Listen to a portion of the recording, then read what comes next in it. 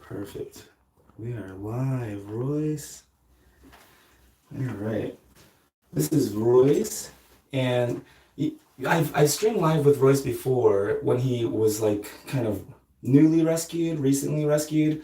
So it's been a couple of years, but look at how healthy he is now.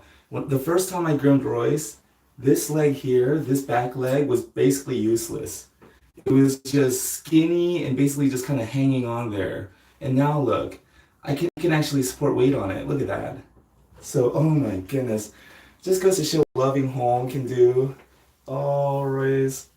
When he was rescued, he was like kind of scared of everything and just growling and biting. But now he's just, anyways.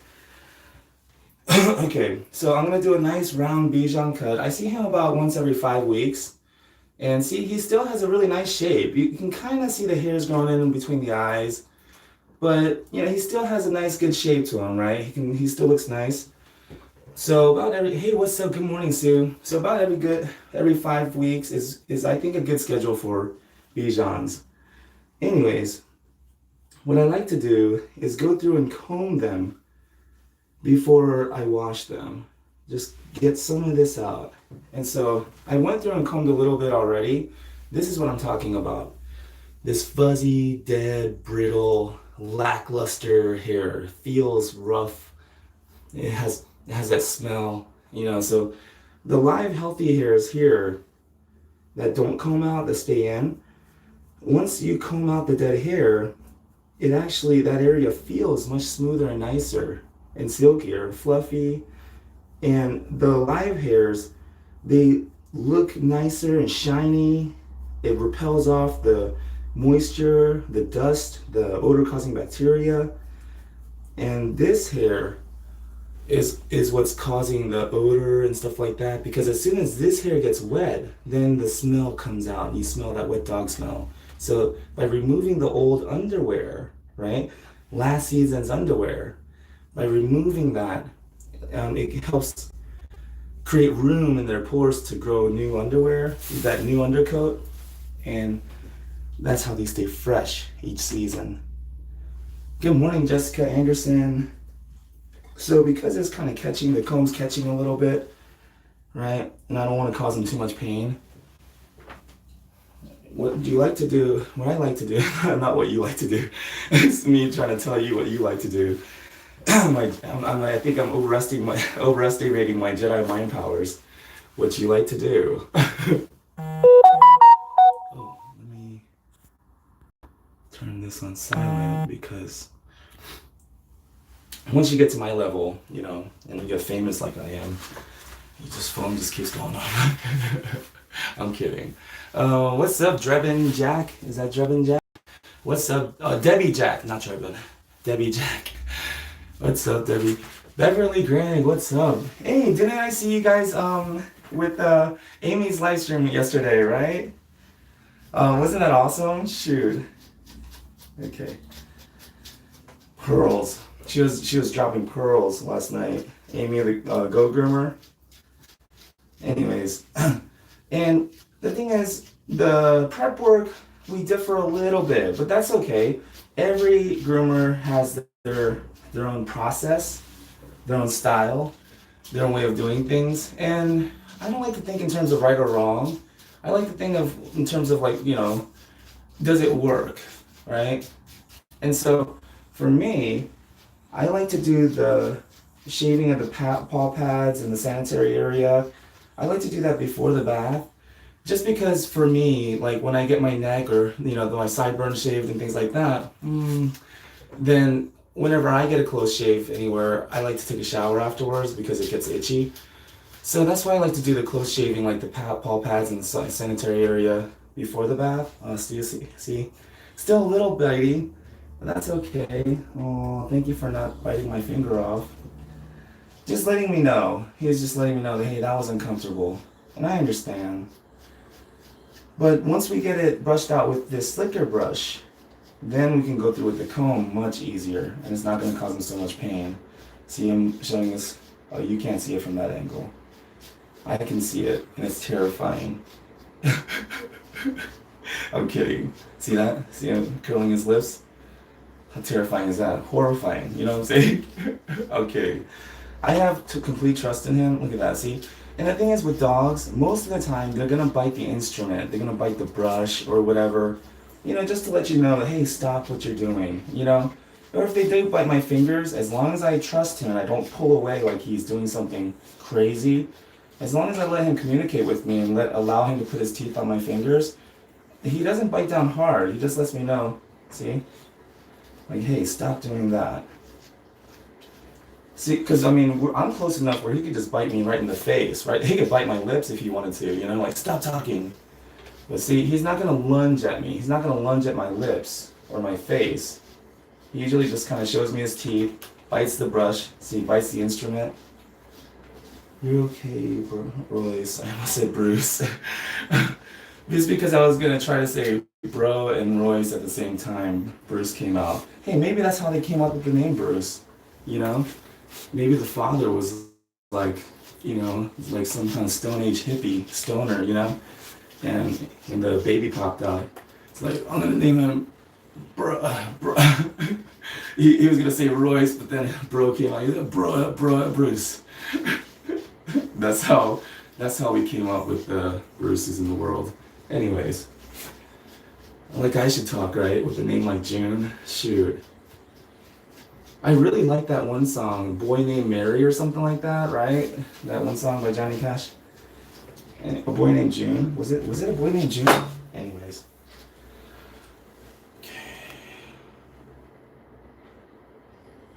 Okay. Daniel Brown. Oh, nice. Isabel, okay. What's up? Dolores is watching. What's up? What's up, Daniel Brown? I think you and Amy should do a live together.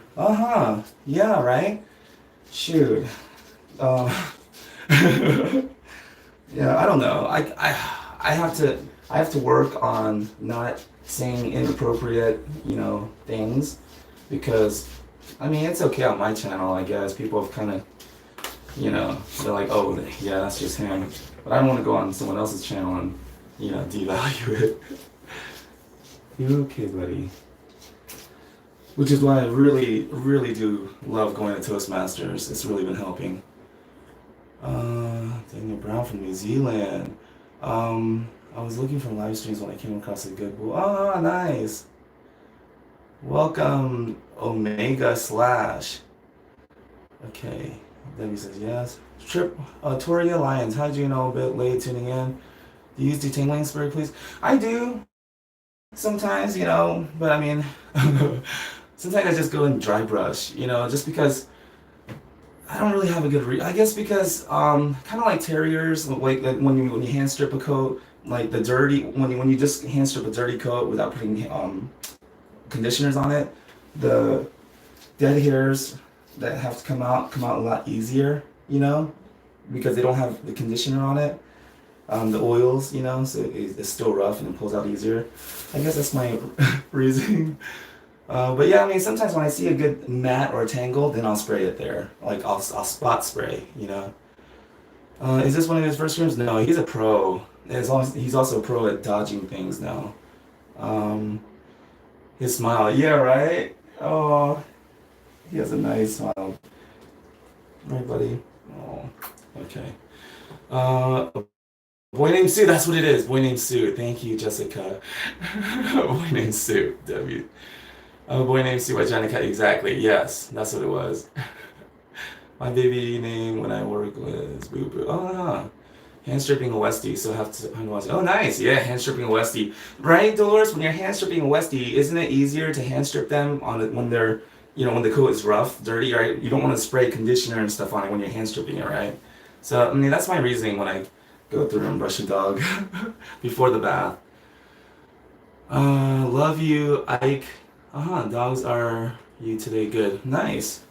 Yeah, dogs are good. I'm good. Shoot. Oh my goodness, I gotta put my knee pads on. Oh my god. Getting old. Oh my goodness. Oh my back. Oh my god. So, I'm 39 years old now. My birthday recently passed, February 8th.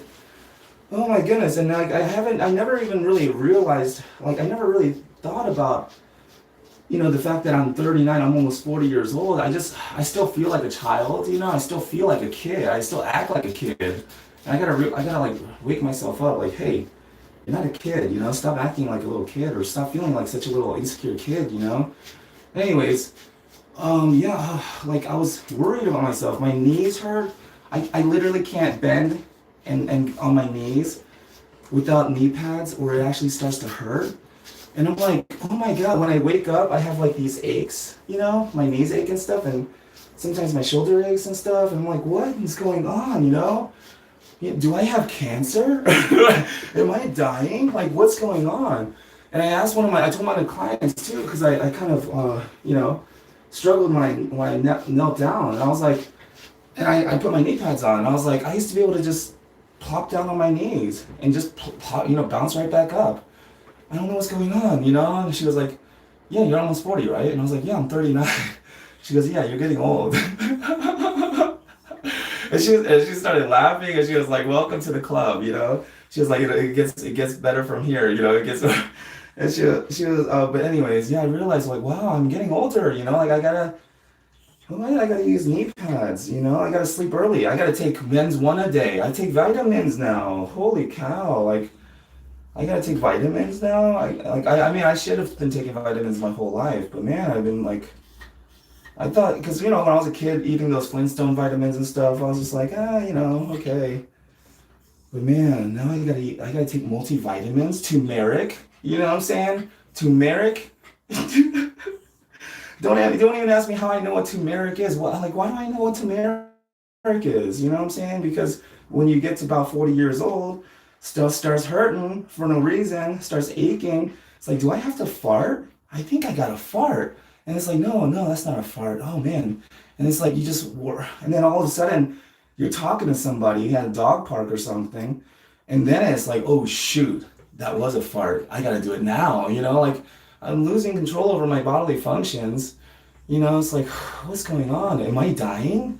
Right? I mean, I guess we're all dying, right? I guess, because there's that story about a lady who's dying of cancer. She has terminal cancer, and her husband asks her, how does it feel? What does it feel like knowing that you're dying? And she asks him, what does it feel like pretending that you're not? Ooh, burn. No, I was kidding. That's not the right situation for that. Daniel Brown is 34. Oh, Daniel Brown, you're starting to feel some aches, huh? Okay, I'm back. Sorry, shoot. Alrighty. Sue says, I got 30 years on you. Wow.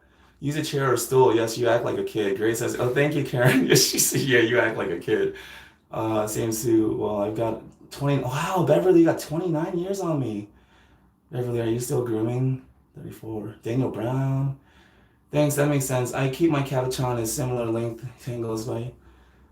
Nice, Toria. Beverly says, yes, I am Sue, and I love it. Nice, still grooming? Me too.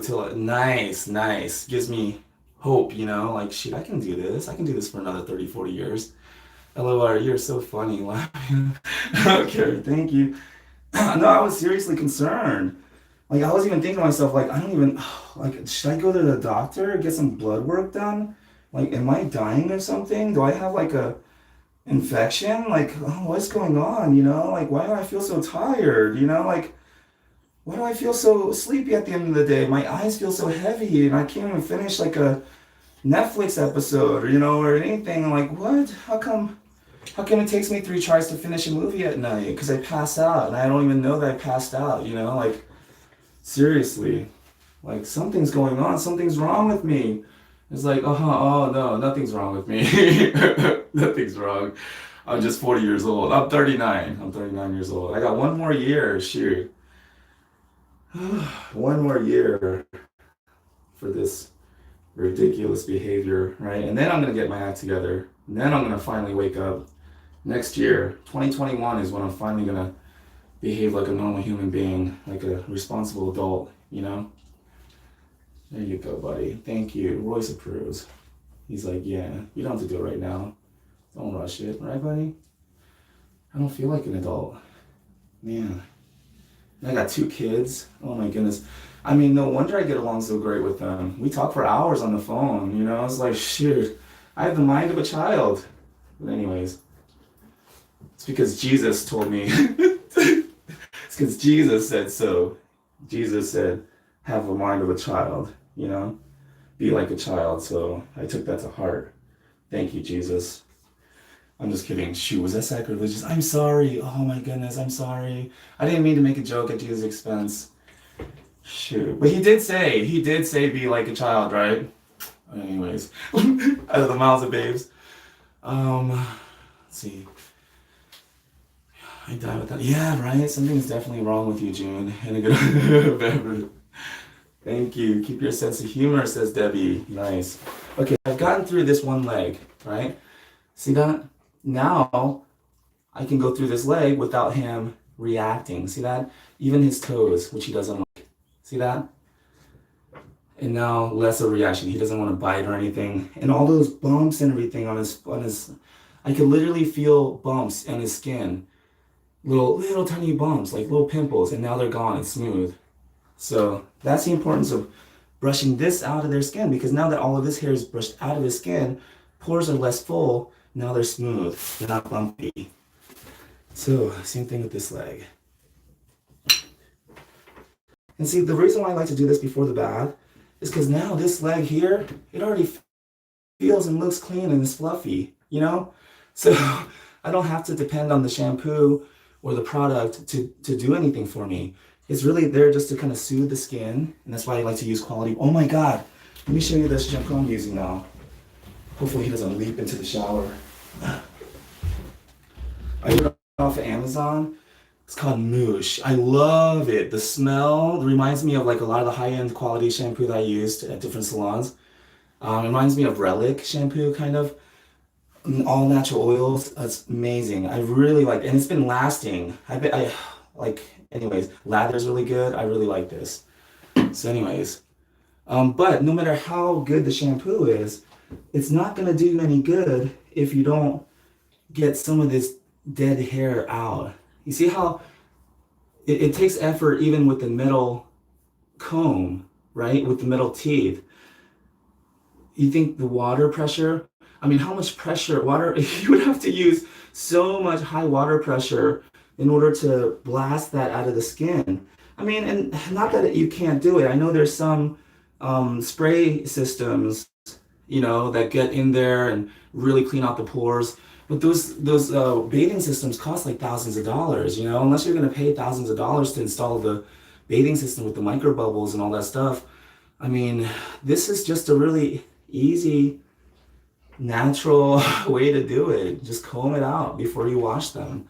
And then, because you created some room in those pores, now the shampoo and the conditioner and the water has room, has space to get in those pores and actually do a really good job conditioning that skin. If I just wash him as is without doing any of this combing, then with all of this dead hair that I'm combing out, with this still in his skin, there's not a lot of room, not a lot of space for the water and the shampoo to actually get in the skin and, you know, provide it the nourishment, the nutrients, you know, all the good healing benefits from the oils. You know, you're not going to get all of the benefits intended if you don't actually prepare the skin before applying the shampoo. And this is how I prepare the skin for the shampoo, is by just combing all of the dead hair out. And this is just me. You don't have to do what I do, you know, and you don't have to agree with me. There you go.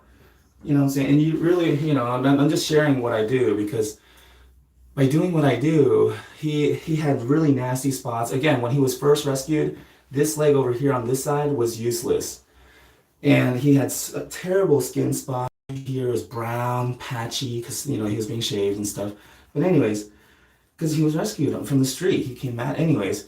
But look at him now. His skin is so nice. His coat is so nice. And it's because every time I wash him, you know, I take the time to clear his skin out and comb him. So this is the secret.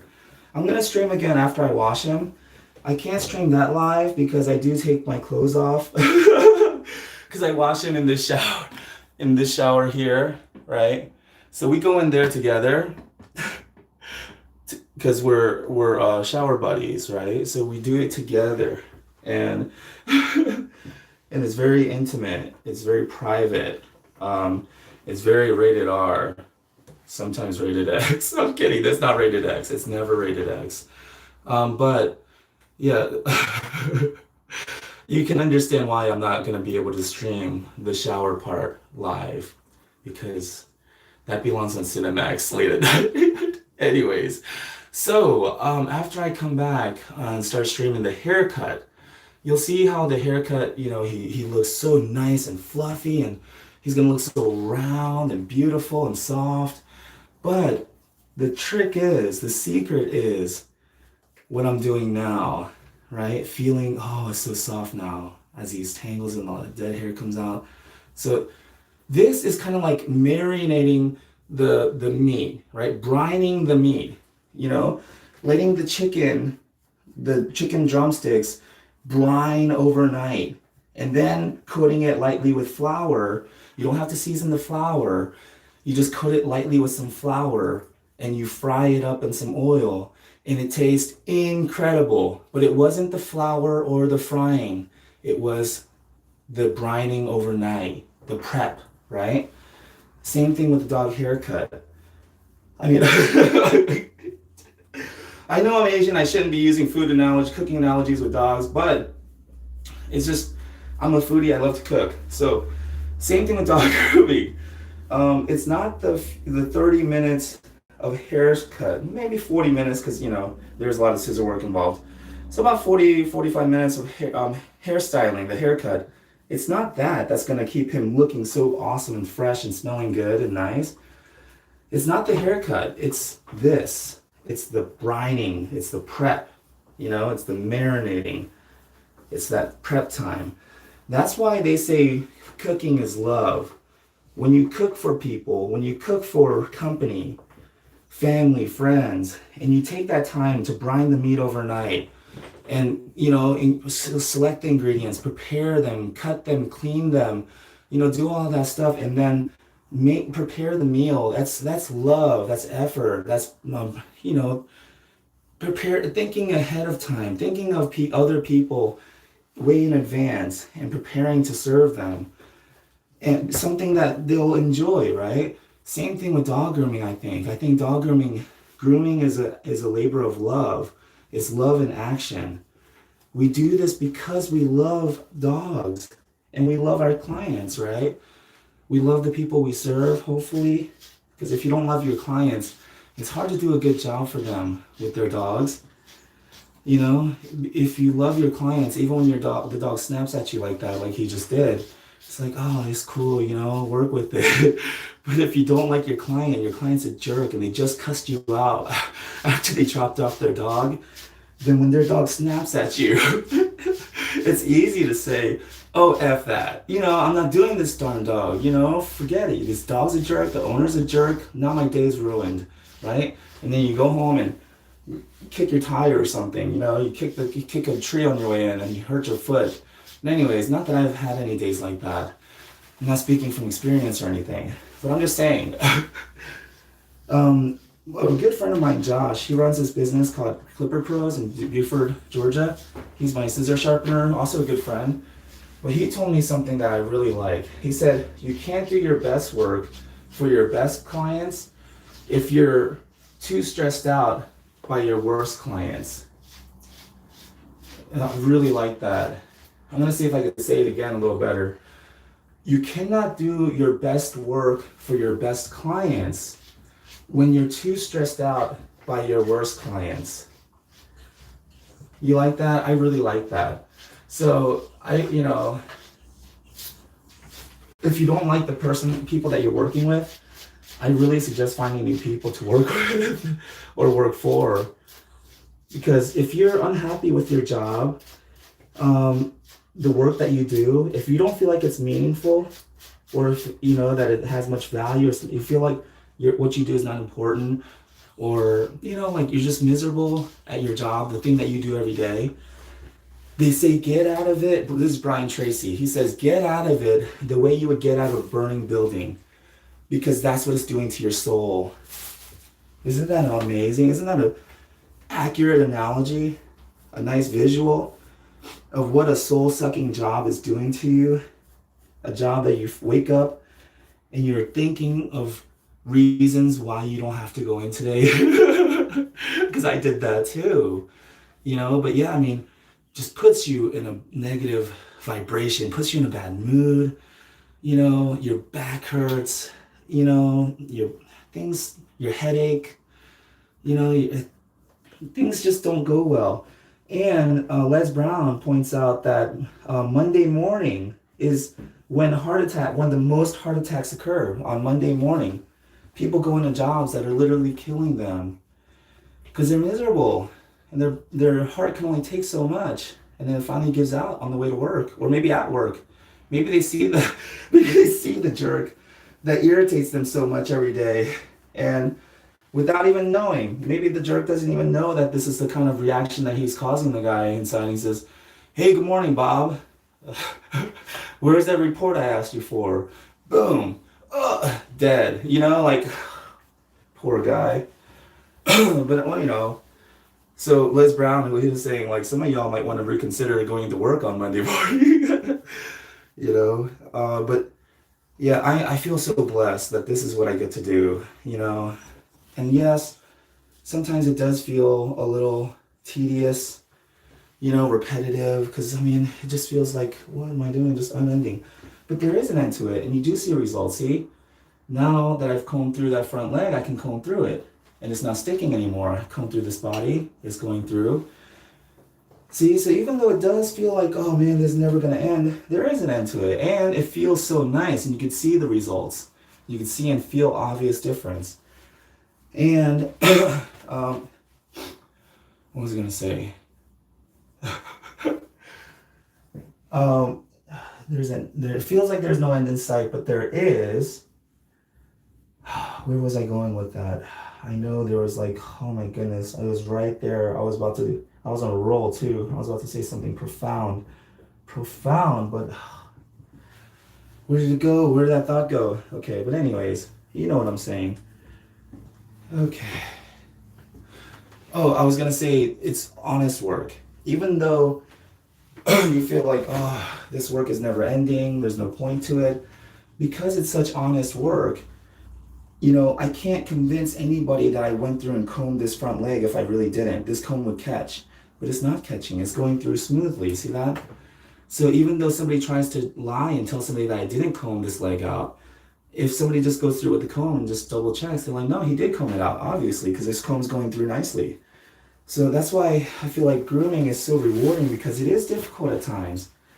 And it does require your sweat and your effort and patience, but it's so rewarding because it's not easy, right? Because easy is never rewarding.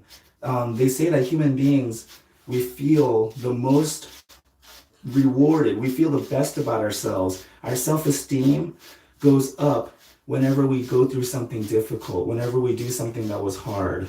And I really think that that's why grooming is so rewarding for me, because for a lot of us groomers, because after we get done with a nice groom, a nice scissor cut, and the dog just looks like a sculpture, just like a walking piece of art, the rewarding feeling knowing that, wow, I did that, and that was not easy. It raises your self-esteem, your self-confidence. And that's why I love grooming. It's because it's such honest work. If you're willing to put in the time and the effort, you can achieve some amazing things in grooming. You can really achieve some amazing haircuts as long as you're willing to put in the time and effort. With enough time and effort, there's no telling where you'll end up. All right.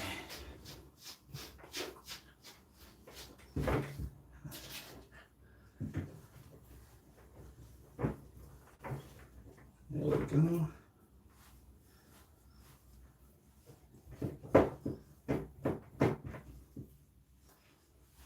So,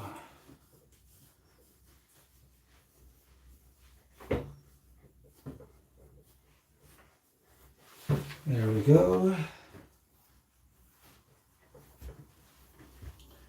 I only have this one last leg left. Isn't that amazing? Got this fine tooth side of this metal comb through his entire body.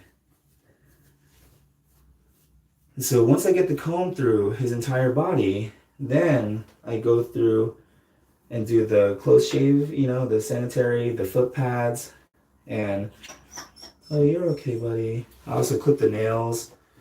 I clip the nails before the bath because I like opening up that sharp edge, you know, that kind of like that talon in the front, that sharp point. I like to snip that off, and then that opens up the nail bed, and it kind of absorbs the water. And so after the bath, that nail where you cut it, where you clip the tip off, it's nice and soft because it's absorbed the water from the bath. And when I file it, it files much nicer, a lot less of the nail dust coming off the Dremel. So, oh, by the way, speaking of nail dust and Dremel, I ordered these face masks from SA Fishing, and I don't get any kickback or anything. This is not like a this is not like a commercial promo, but it's called SA Fishing, and on Facebook they have an ad where if you order one, you buy one, you get 6 free. So I tried it. You buy one, you get 6 free. Why not? So I have 6 of these, and I really like it. You just put it over. And after the bath, when I file their nails and I do the force drying, I put this on, and it's really been helping. Because you guys know I cough a lot, especially because you know, when I was a sophomore in high school back in 1994, I got nose surgery where they drilled with the laser hole right down to my throat so I could breathe. Because anyways, so I have this. I always have dry throat, and anyways, I struggle with coughing, like right there. So it's good for me because I don't like face masks. You know, it feels so restricting, it gets in the way. Okay. Oh no, I don't want to report anything. I'm just trying to. Okay. Oh wow, look at this. Okay, Karen says your mind will never get old. No grumpy old man. Oh, nice. Sue says, "Oh crap, we want to see how you bathe him." Or yeah, yeah, that's extra. That's you gotta go on a paid site for that, you know. Um, one of my bulldogs, I seriously get in the shower with. She's blind. Yeah. So not quite rated R for her. What a comparison, chicken. LOL. Yeah, exactly. It's a labor of love, right, Karen? Whether you're cooking or you're grooming. I can be in a bad mood, and when I start grooming a dog, it just puts me, yes, exactly, right? Oh, no, thank you, buddy. There's a little preview of the paid site. Oh, save for me, Sue, as Beverly says. It's nice to hear a groomer's perspective. I give you all props. Nice. That's Lullaby Lulu. Sue, I lost my husband 19 years ago, and grooming gave me the will to, exactly. When I was going through my divorce, and not being with my kids every day like I used to, and just that sadness, that despair, I went into a serious, deep depression. It got real. It got real serious. And there's this book called I Don't Want to Talk About It, and I don't want to talk about it. I was just kidding, but it's a really good book. It helped. But yeah, I mean, it was rough. But yeah, if it wasn't for grooming dogs, if it wasn't for this work that I do, oh my goodness, I could have been lost in dark space. Um, what kind of dog singing poo? What kind of dog singing poo? What kind of dog singing poo? This is gonna bother me for a while because it's definitely a question. It's a legitimate question. I don't want to. I don't want to, you know, demean anyone's question or anything or to be dismissive. Beverly, help me out right here. I think he means dog shampoo. Oh, what kind of dog shampoo? Okay. I was about to start singing. Any song randomly came up. Okay. It's called Moosh, Moosh, and it's by Fieldworks, and I really like it. It's on Amazon. I read the ingredients and everything, and I read the reviews, and I figured I'll just try it out. I really like it. The smell even, it smells so nice and natural, right? What do you think? Right? Yeah. So, anyways, I really like this dog shampoo. And a dog singing poo. Uh, well done for translating that. Really, yeah, because I was about to sit here and stress out for a while. Holy cow. All right. Ugh. Glad we got through that one. Wow. That could have been an ordeal. Okay. So now that we got him all brushed out, alrighty. And his head I haven't combed out yet, but that's okay. His ears look good. Because the head usually combs out pretty nicely. See that? Because the head usually gets a lot of attention, right? A lot of attention here. That's where the people pet their dogs often. So let me go ahead and finish prepping him for the bath. So you can see my process, right? See how I do things. You know, evaluate my kung fu. You know what I'm saying? I could use the feedback. It's all right. Oh my goodness. At my Toastmasters meeting, I volunteered to be the evaluator for this visiting member speech. And I gave her my evaluation and I just tore her up. You know what I'm saying? Just tore her to pieces. Made her cry in front of everybody. I just enjoyed it too. I laughed. I'm kidding. I'm kidding. I gave her the evaluation. I tried to be critical, but you know me, I have such a hard time giving any like negative, or anything that I feel like could hurt somebody's feelings or something. But I did. I kind of gave her some opinions, because that's really what it is, just my opinion of things that she could improve on. And afterwards, she told me that she really appreciated it, and she said something that really will stick with me for probably the rest of my life. She said, there's so much value in getting feedback from others and knowing where you can improve. And she said, even in the word evaluation, the word value is in there. Oh, drop the mic. You know what I'm saying? Mic drop right there. I was like, I love that.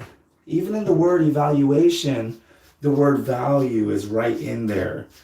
Because that's what it is. It's valuable to get evaluated, to get feedback, to get constructive criticism from someone. It's so valuable. So I was like, wow. And that's why they say that even your haters, even the people who talk so much trash about you, and they're always overly critical, unfairly judgmental, they're saying bless them, thank them, because they're actually helping you. Because they're saying haters, they're experts at picking apart all your little flaws and things that you're insecure about. They're experts at finding those out and calling you out on them and exposing you, trying to embarrass you. But you can thank them and say, wow, I didn't even pay for a consultation. I didn't even pay you for this. And you're pointing out areas where I can improve for free? Thank you, So I really like that approach. Instead of, how dare they say that about me? You can say, wow, they did all that work for free? Now I can just go and try to improve on those areas? I mean, if it's valid. I mean, some criticism, it's not even valid. So there's I'm using a dematic rake because there's a mat right here at the back of his neck. And it's normal to have a mat back here or in this area because this is where the collar is. So when they go on a walk and stuff like that, this is where there's a lot of friction, a lot of rubbing. So it's normal. You're okay, buddy. But he's okay in the front of the neck. It's just here in the back of the neck. Probably because there's more coat. There's a lot more coat back here. So you're okay, buddy. It's okay. I'm sorry, Royce. Okay. But it's all right. We got it pretty much all out. He's just reacting. There we go. See that? So now that we got the mat out, we don't get that reaction anymore. There we go. Nice.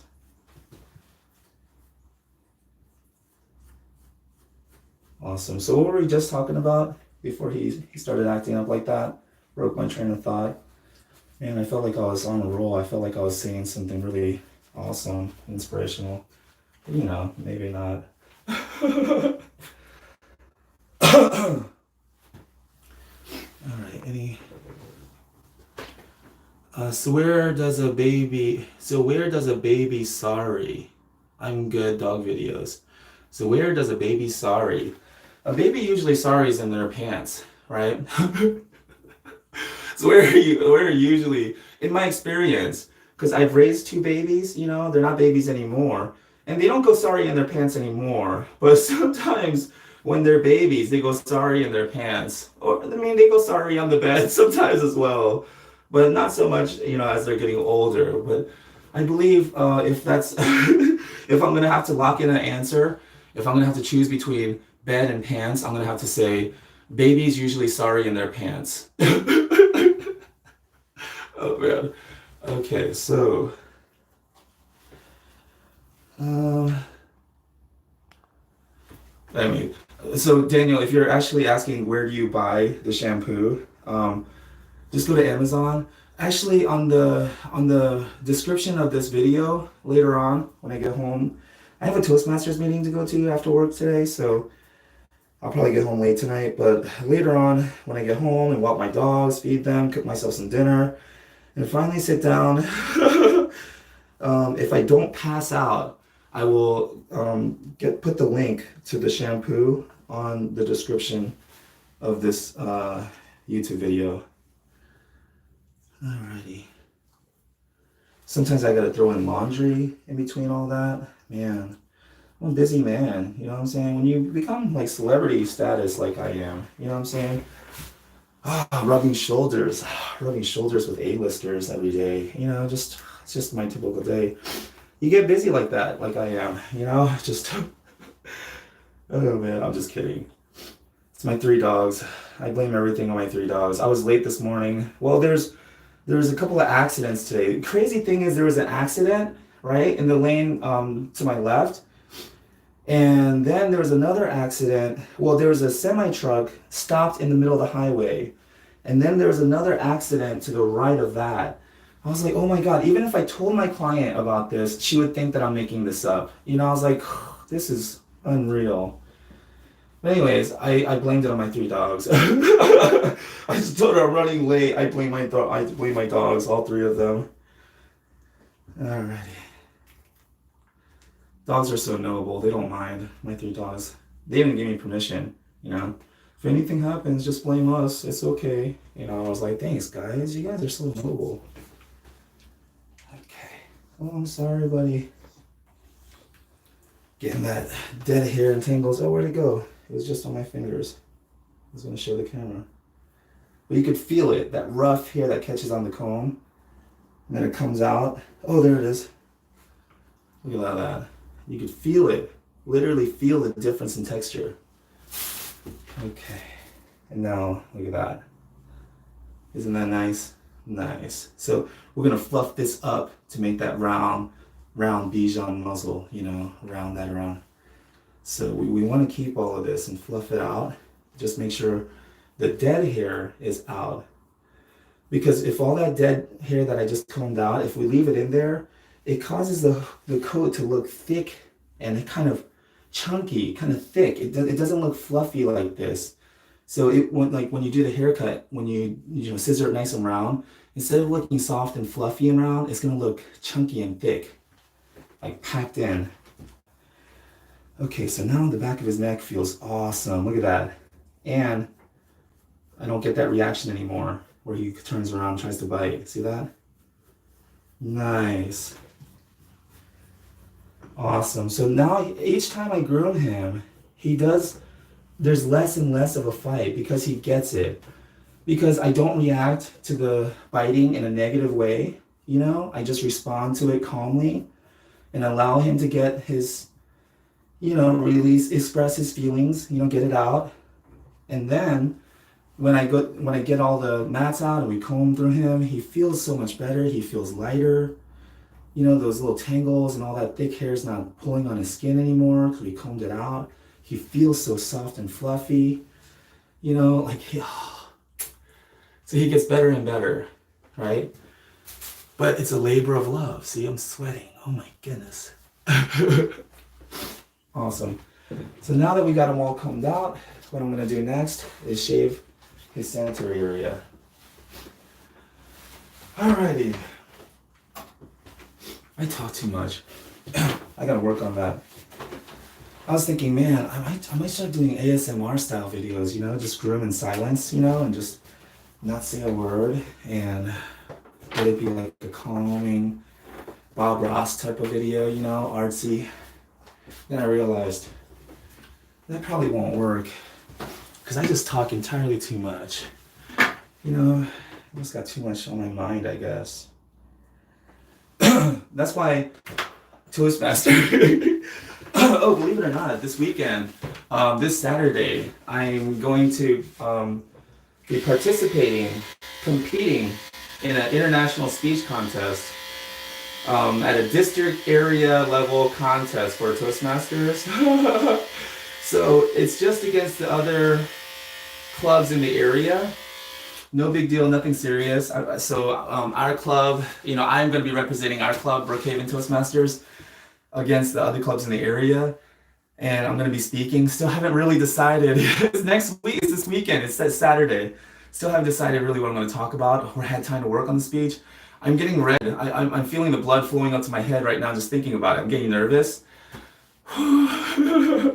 And then when they asked me, I was like, no, it's okay, you know. And I thought that it was something that they had to do. I was like, oh, I know that you have a lot on your plate, you know, telling our club president. I was like, you know, I really appreciate it, but no, you know, you do so much already. I don't want to put more on your plate. It's okay. I'm okay not doing it. You know, she was like, no, really, it's nothing extra. You just go to this contest, you know. She was like, we'd really like you to do it. And I was like, oh, man, all right. Because they say run towards the roar, right? Whatever scares you, run towards it, right? So, oh, man, so that's what I'm doing. This Saturday, I'm going to be speaking at a speech contest for our Toastmasters Club. Oh, man. So tonight, I signed up to be the odd counter at our meeting. So the odd counter, my role this evening is going to be to listen for filler words or crutch words, such as like, so, you know, things like that. And I'm going to keep a tally of how many times each person said which filler word. And it seems like a role that's, you know, that's not so fun or important, but actually it really is. Because, just in case people are wanting to know, the foot pads I do with a 30 blade, and that's a buttercut 30 blade. The sanitary area, because it's sensitive skin, and his tummy and all that, I'm using a 10. And I've cleaned and sanitized all my tools before I started grooming. But anyways, the odd counter, I realize, is a very important role because a lot of times when we speak, we don't even know how many times we're saying, you know, right, so, like, actually, or basically. Those are crutch words that a lot of people use, actually and basically. And it just, when you're talking to someone face to face and you're having a conversation with them, it's all right to have some filler words, you know, because it makes you more relatable, makes you sound human, not like a robot, you know, you're not so robotic sounding. But when you're making a public speech and you're addressing an audience, especially when you're feeling nervous, it's really important not to say those words or start, you know, falling into those habits, because it just takes away from the impact that you can have on the audience, on the listener. And I feel like if you're gonna get up in front of an audience and you're gonna ask the audience for their time and attention, which is the most important, most precious thing that anybody can ever offer you, is their time and attention, because that's the most important resource we have here on earth. then I think it's our responsibility as the presenter to make the biggest impact possible, to deliver the best speech possible, because we owe it to the listener in exchange for their time and attention if we're going to be respectful. What if Martin Luther King said, you know, I have a dream, actually, that basically, like someday kids, I just said, but you get the point.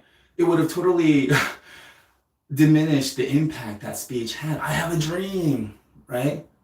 That one day, but instead of that, what if he said, actually, basically, I have a dream, that, one day, it wouldn't have had the same impact, I believe. And I think that Martin Luther King Jr. Had the responsibility, and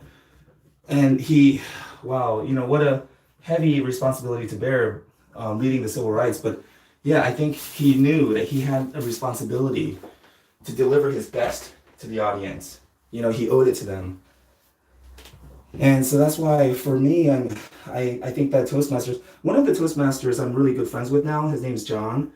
He told me that he went through business schools. He has an MBA, and he's not learning half as much as what he's learning here in Toastmasters every week for $8 a month. And I was like, wow, that's a good way to think about it. Because, we just pay our dues every six months. I never really broke it down into monthly because I'm not a math guy. I don't think in numbers like that. But anyways, I was like, wow, that's true. Like, wow, we're learning so much, the ROI. Because I think with Toastmasters, what we're learning to do is use our words to paint a better picture for people. Paint a clear picture so that the idea that we have in our mind, the vision that we see in our head, we can paint a clear picture for someone using our words, and now they have that same clear vision in their mind. That's a powerful skill to have. And I think learning to use our words correctly gives us a better chance. Because what if you painted a beautiful picture, and then all of a sudden you take red paint, you just splatter it all over the painting, You took all that time, made it such a beautiful painting of like nature or something, beautiful mountainside, and then you just take red paint and splatter it all over. And that's kind of like what happens when we use our words carelessly, not knowing that some words are a little too loud and it might ruin the picture. And I guess one could argue that by splattering red paint all over it, you've now created something new, and somebody can see it as art, and it's, up to the person's interpretation what art is. You could argue that, and it could add value to the painting. But why take the chance? I say, why not let people enjoy the beautiful painting that you made? All right, without all the filler words and all the junk, right? It is possible that it could add to it, enhance the painting. But why take that chance? Let's see. Isabel, how do you keep tear stains away from white coated dogs? A good idea is just to comb that area every day in between there. Just comb that area out, because it's a lot of this dead hair, the fuzzy hair that I combed out of there, that holds on to the moisture, causing it to turn brown. Also, changing their water. If you're giving your dogs tap water, it's a good idea to change it to like spring water or purified water, something like that. Or if you have a water purifier system at home, like a water filtration system, give them the filtered water. If you give your dogs distilled water, though, be careful, because there's minerals in the water that they're not getting with distilled water that now you have to try to replace in their diet.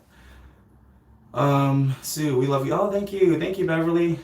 They say, just imagine the audience is all in their underwear. You'll be, oh, nice. Claudia, hey there. What's up, Claudia? How are you? I think I'm all caught up, right? Okay, perfect. I'm all caught up. So I'm about to give him a bath. We're about to go in the shower together. So that part is on another channel, baby. I'm kidding. It's on RedTube. Anyways, So after I get him washed and dried, I'm gonna go ahead and do a haircut on him, and maybe I'll go ahead and do a live on the haircut and just kind of do a step-by-step what I'm doing and how I do the nice Bichon round head. See you guys.